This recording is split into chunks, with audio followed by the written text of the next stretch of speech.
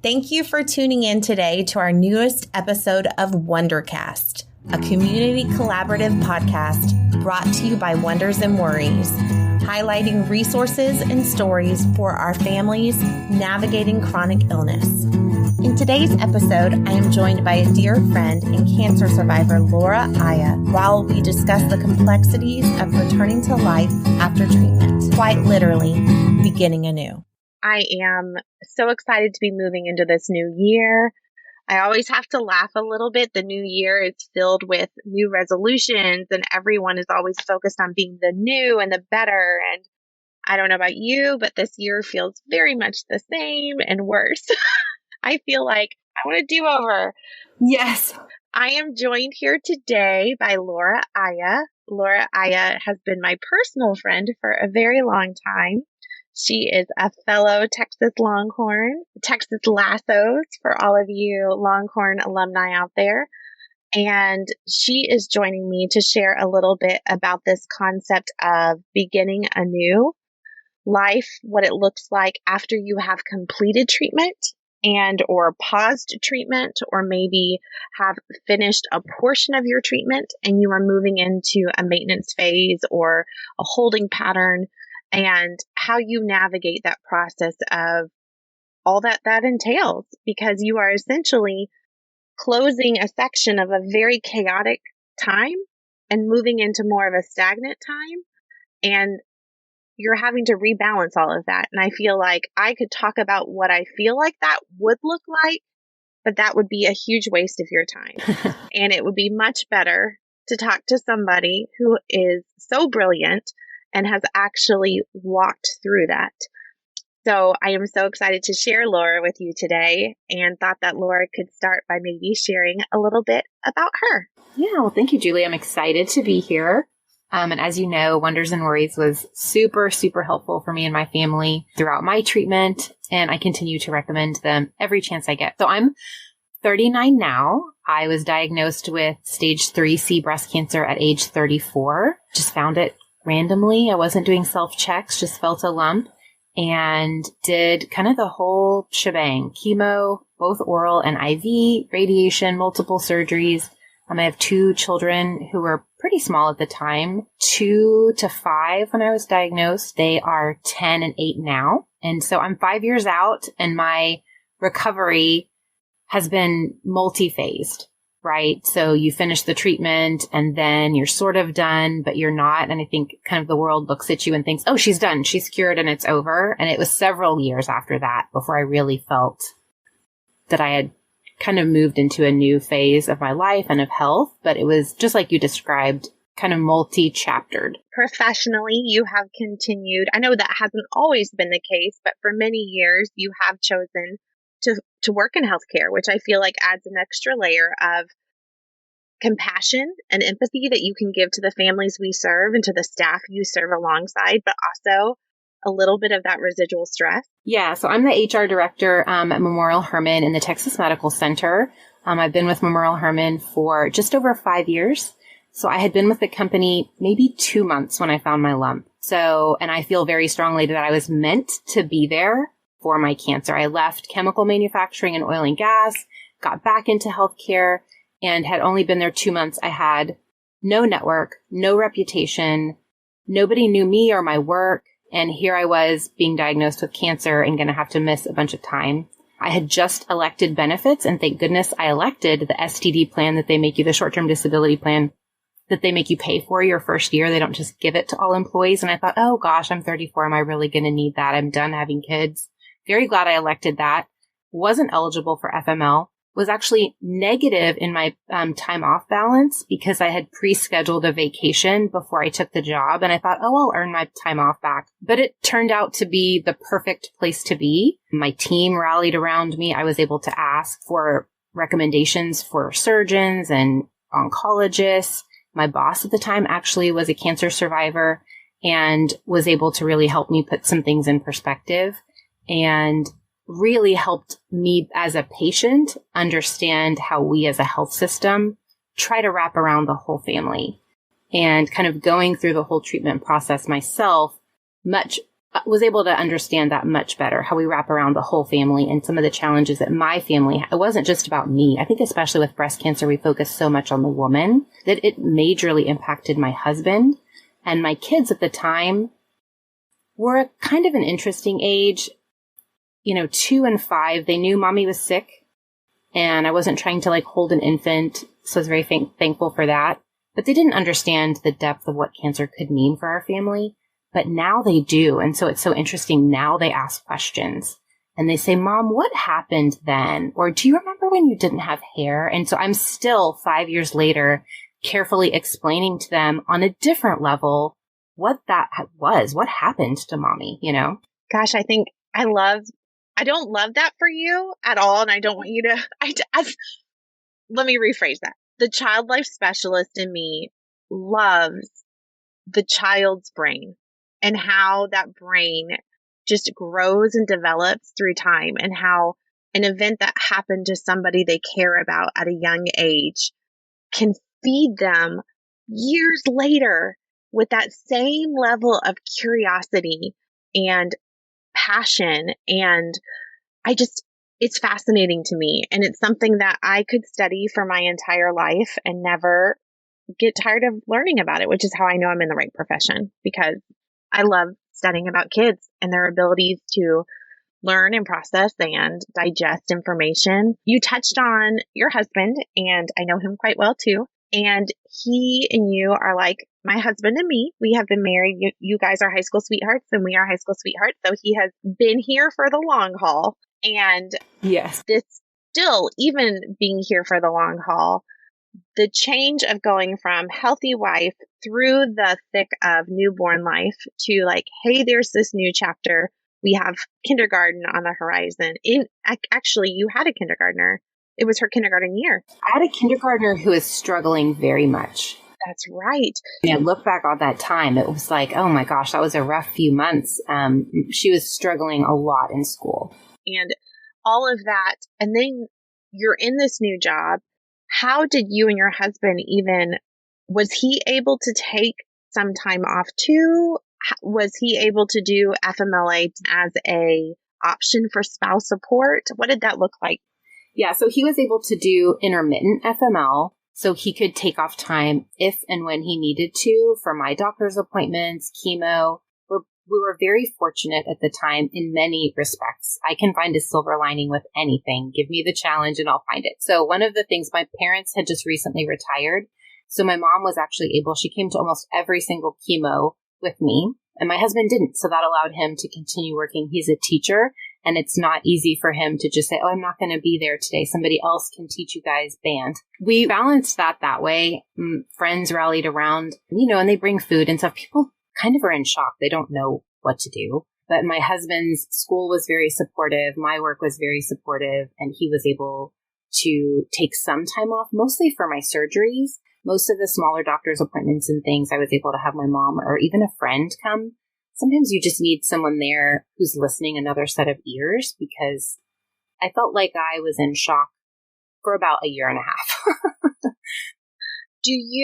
How long was your treatment in totality that you were in this phase of intermittent FMLA, taking actual time off, short-term disability? How long was that treatment phase? Almost 2 years. So my treatment was kind of long, and it took a couple of turns. And I always tell other cancer survivors, you're going to get a treatment plan, and it is not linear. You will have 1 or 2 bumps. It's one of the most meaningful things that someone told me, another survivor, when I was first diagnosed. Something's going to go wrong. You're going to get an infection. They're going to realize, oh, we misdiagnosed this thing, and you're going to have to do a different medication. And so when those things happened, I just thought, oh, well, this is one of my bumps. My friend told me I was going to have bumps, and these are mine. And that helped me when things kind of took a different path. So the first part of my treatment plan was chemotherapy, and I was able to do that basically at work. So in a different building than my office was in, but it was really nice. I could work Mondays. I did a half day on Monday. I ate lunch. I did my chemo, and then I went home. And then I was back at work on Tuesday. And I know that's not the same for every type of cancer, every type of chemo, but I worked through chemo. I was in a fog. I don't know that I was the best HR manager at the time that I could have been, but I was able to get my job done. That's amazing. Then I had one of my first surgeries, mastectomy with expander insertion, took a few weeks off. At that point, did not have STD or FMO because I had only been at my job for a few months, so I didn't qualify. I was very thankful that my company had another option for employees and did medical leave. So I had STD that I purchased, but not the company one and not the FMO because I hadn't been there the full 12 months. And my husband was able to take some time off for that. And we also sent the kids to Wella camp. So Wella is my mother-in-law, and they went and stayed with her for about a week, and she did a whole camp, and she had kind of an orientation video that she did for them, and family and friends are just amazing in times of need. So then I did radiation, which is daily. So that was a month, but thankfully, again, it was right on my campus. So I would go first appointment in the day, 8 to 8:30. I always said I enjoyed radiation. It was 30 minutes where I laid there and I got to listen to 90s country and nobody could bother me. And then I went and did my job. That's amazing. Yeah, that's amazing. Yeah.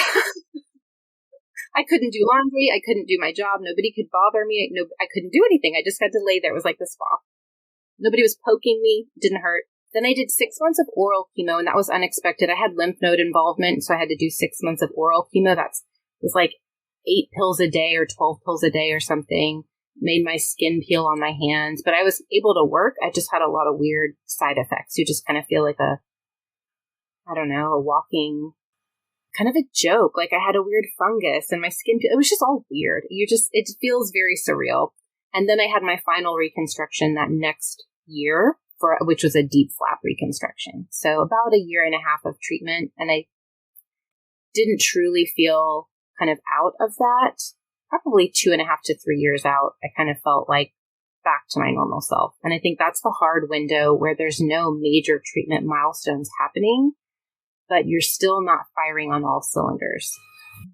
Do you remember a point in your treatment plan where you were like, had that aha moment of, I'm on the other side, like I'm in the next phase? I mean, for some people, they say it is ringing that bell at chemo, but for a lot of our families we work with, there's so much of their treatment plan left after that they're like, yes, that's wonderful, and I'm so glad I've hit this milestone, but I still have so much.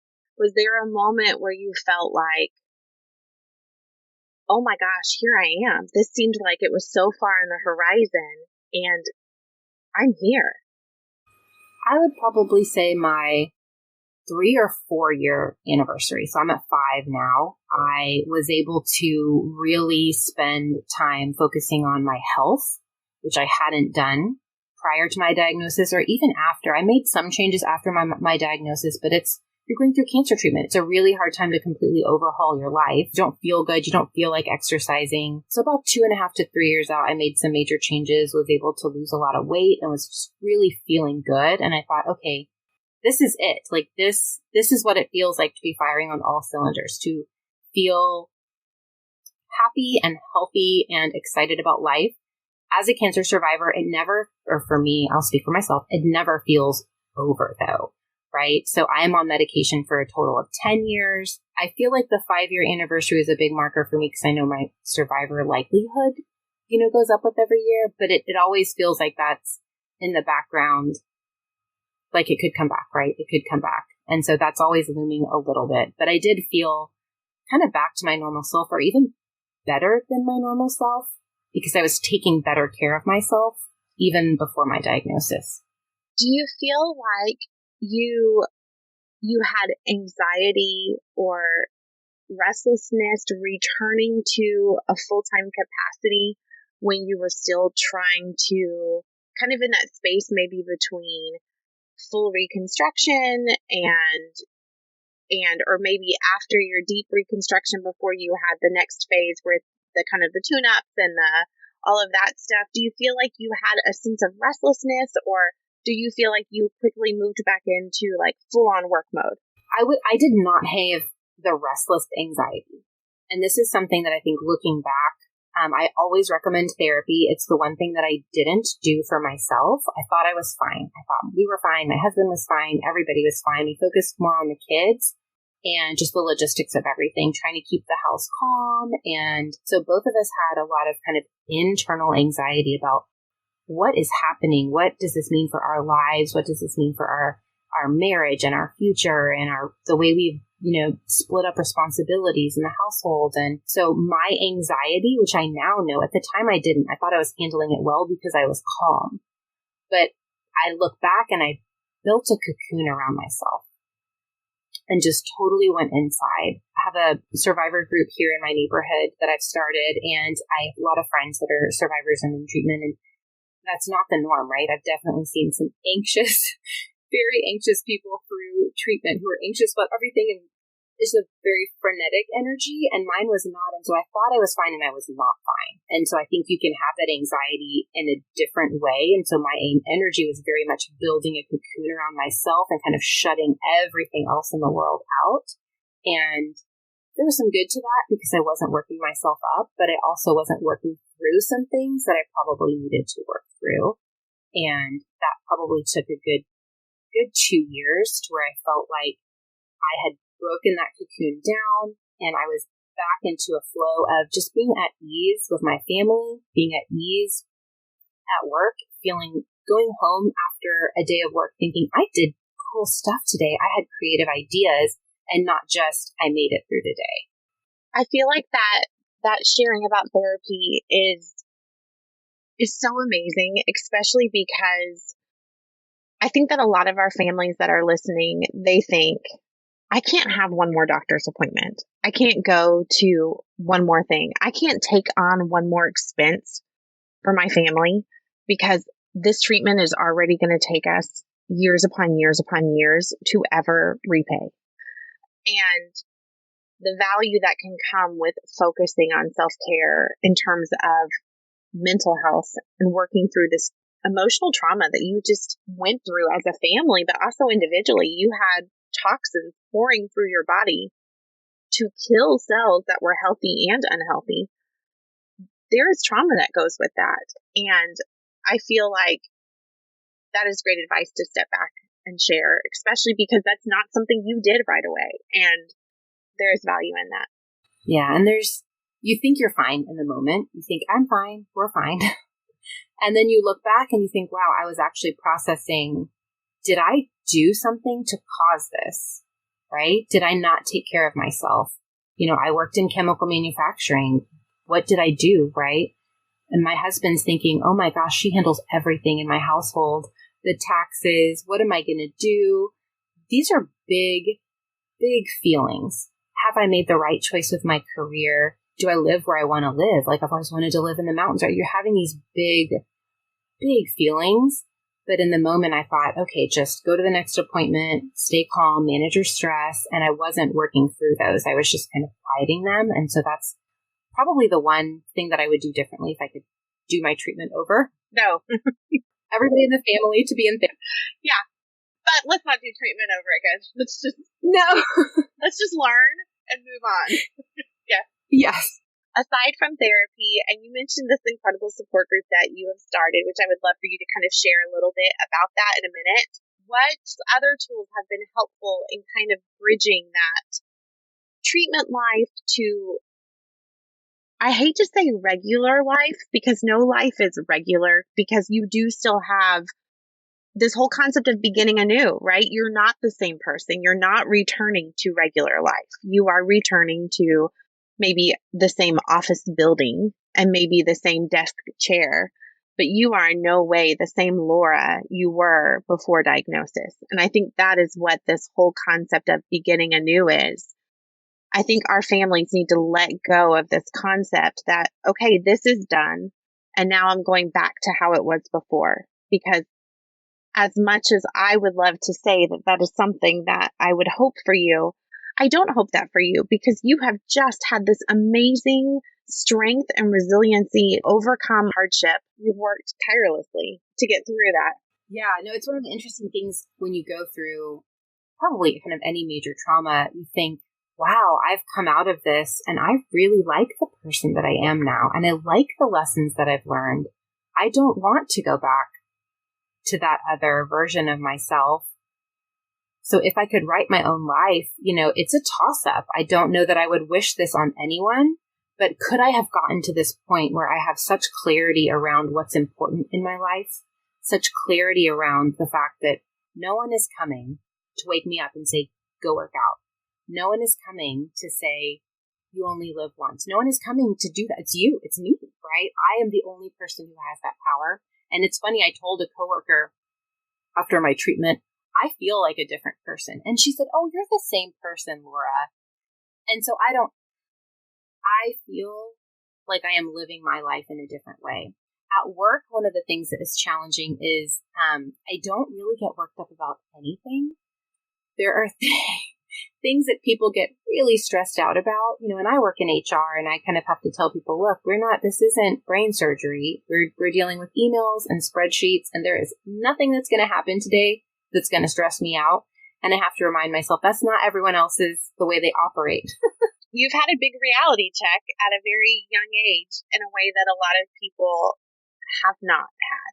Most people do not have to face a stage 3C cancer diagnosis in their young 30s. It's not something that they have. And so this unique experience has given you this resiliency, Laura, that is just, it is in your beginning anew. Like it is in your new chapter of you. That is, and I mean, I'm sure your coworker meant the kindest ways by saying, you're the same. Yeah. No, yeah. But also you should be like, no, she's not. She's not the same. And I was very high strung before my diagnosis, right? So I was a working mother. My husband works a lot of hours and, we had 2 small children and it's a lot. And you don't realize your level of stress around everything in life until you start to peel that away. And I think it's funny to see now as we've gone through COVID, stripping away a lot of that stress for people happened when we kind of shut things down and they felt like, this is what it feels like to not be on the go constantly behind the 8 ball, constantly running around. This is what it feels like. I like the way this feels. I like who I am when I'm not running around constantly behind in my life, yelling at everybody because I'm stressed, juggling and feeling like you're half doing everything and not doing anything well. So it's been interesting to me to kind of watch other people go through that with the pandemic, having kind of gone through that, forced to go through that with cancer. And I remember maybe a year into my treatment, I was having a very stressful day at work and it was Valentine's Day. And of course, who made the Valentines? Mom made the Valentines the night before. And I dropped my daughter off at school and got her Valentines and got my son to his different school with, and I got to work and it was maybe 9 o'clock and I looked in my bag and my son's Valentines were in my work bag. And I thought, great. He's going to have his Valentine's Day party at daycare and have no Valentines. Way to go, Mom. I'm trying to keep their lives as stable and calm as possible. And now he's going to have this, horrible situation where he doesn't have any Valentines. And so I'm new at this job. So what am I going to tell my job? I need to leave so that I can go drop off these Valentines. They're going to be like, are you serious? So I decided I'm going to go on my lunch break and I'm just going to go. I'm going to just get in my car and drive all the way home and drop off these Valentines. And on the freeway, I get a flat tire. Oh my gosh.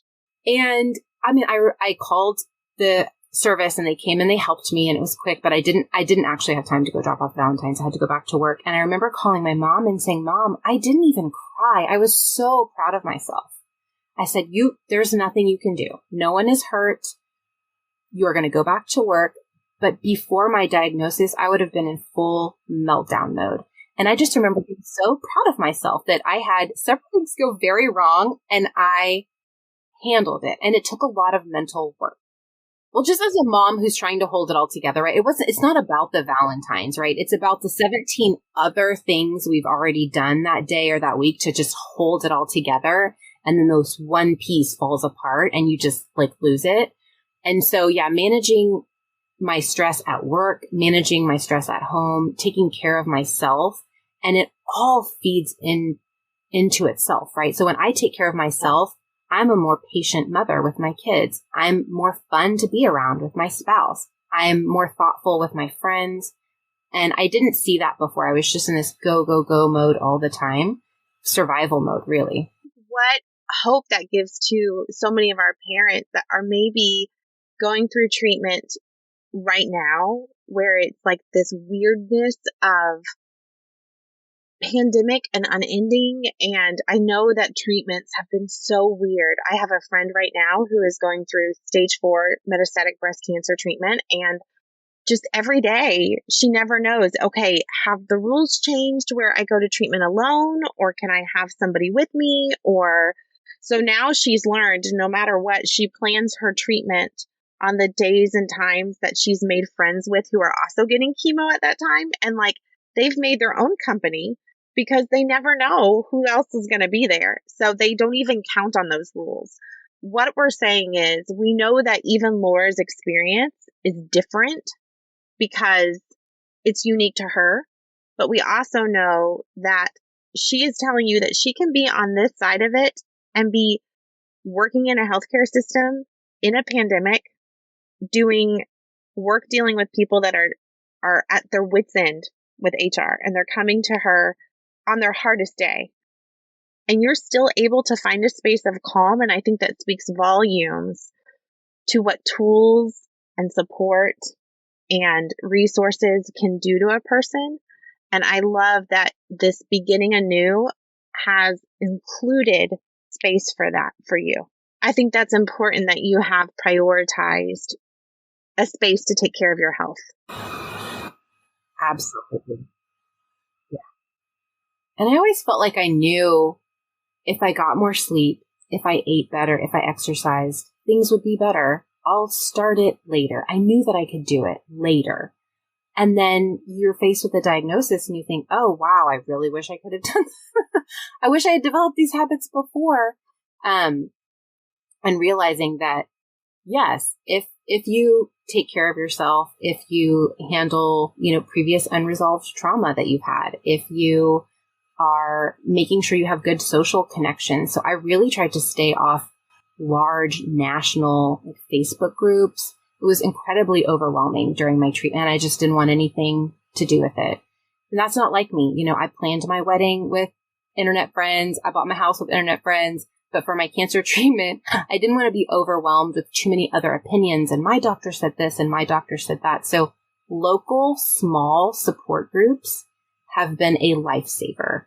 Can you talk for a quick minute about how people find, or how they even, like you did, start a local support group? How does one go about doing that? Yeah. So the first group that I was a participant in was through my oncologist's office. So my oncologist's office is through Texas Oncology, and most of their locations have a support group for survivors. And that was helpful.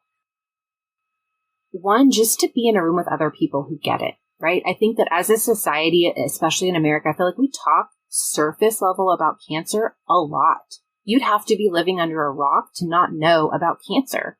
But really, nobody knows about cancer until you get it. And then you see the depth, right? I have 5, you hit the nail on the head, Julie. I have 5 different physicians.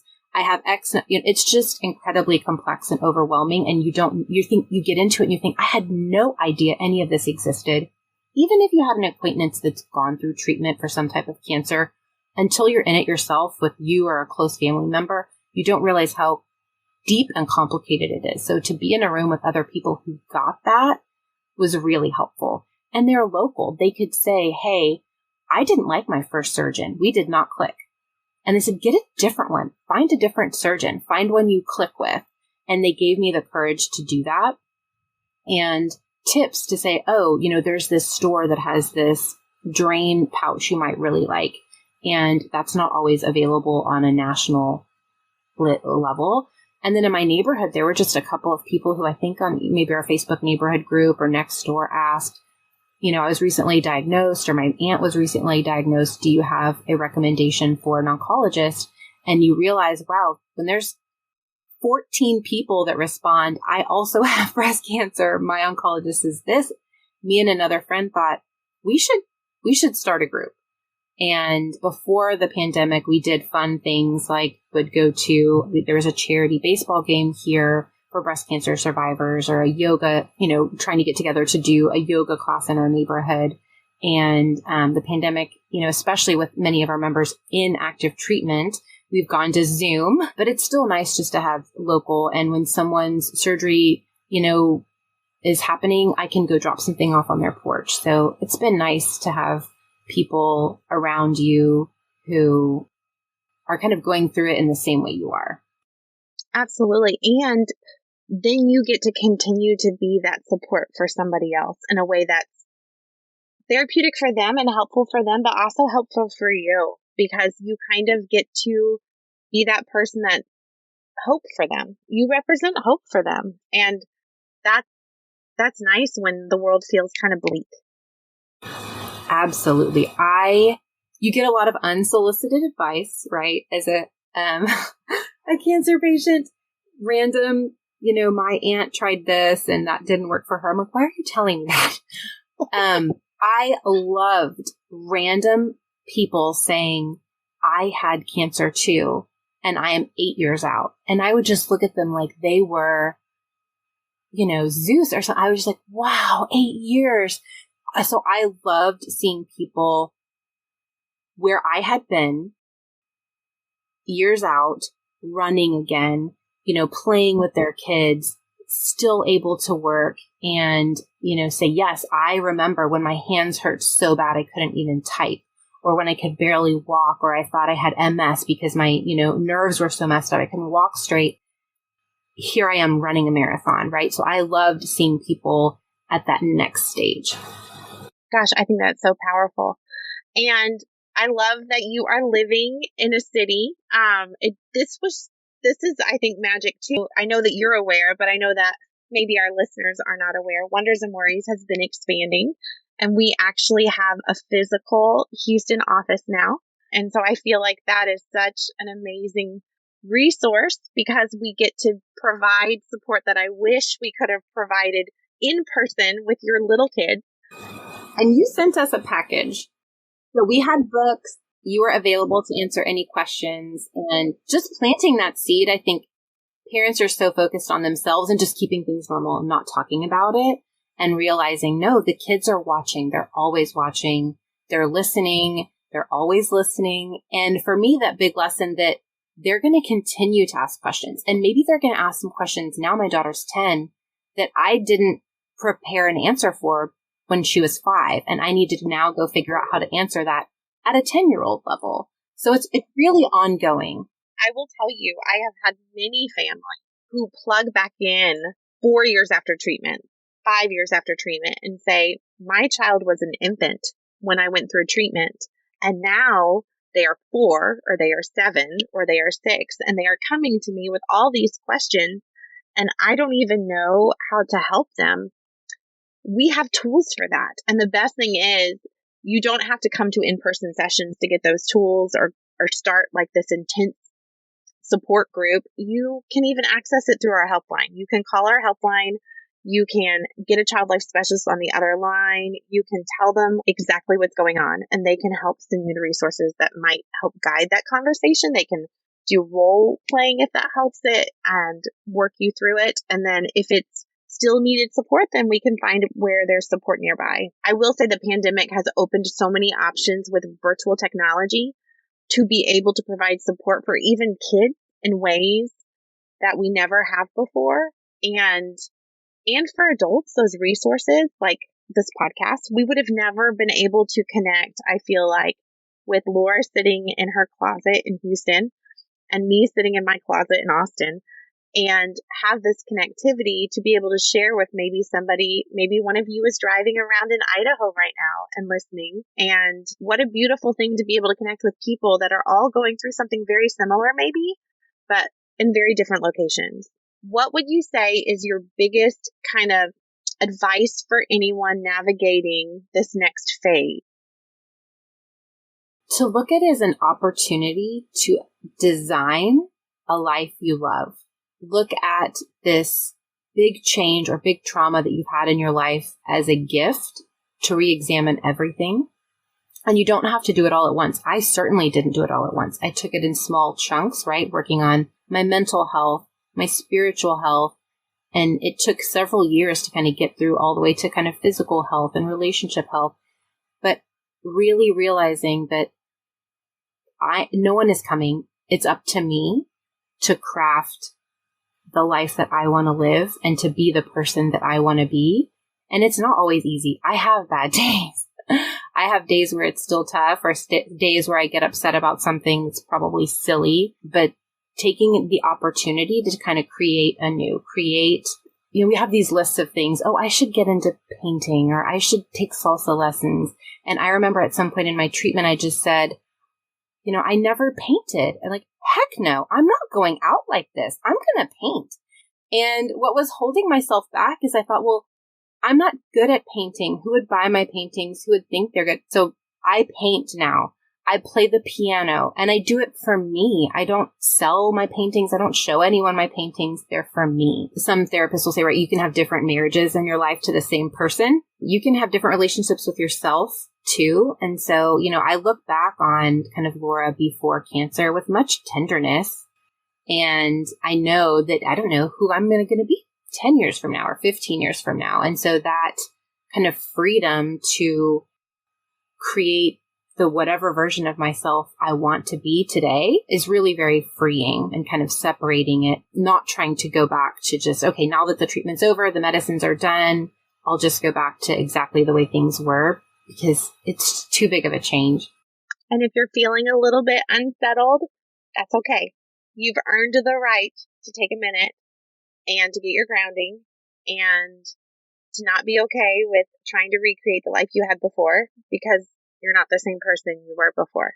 So that kind of realization that this is my life. And I think so much of us spend time kind of waiting till the time is right, or waiting till things slow down a little bit, or waiting till our kids are bigger to do things that we love, or to take risks that we want to take. And the time is now. And there's nobody that's going to come push you and say, you really should take that salsa class you've always wanted. So do it yourself.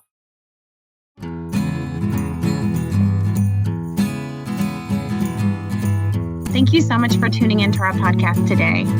Please continue to check back as our content is ever evolving. For any recommendations or topics you would like to see covered, please feel free to send an email to podcast@wondersandworries.org.